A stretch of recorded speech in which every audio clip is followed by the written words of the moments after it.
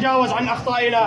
اللهم إنا قصرنا في حق عبادك المسلمين على طول 13 عاما. والله إنا عددنا العدة، والله إنا عددنا العدة، والله ما وهنا للضعف، والله ما رضينا بالذل، والله ما رضينا بالذل، يا الله حتى نأتي يا الله يا الله، والله ما رضينا.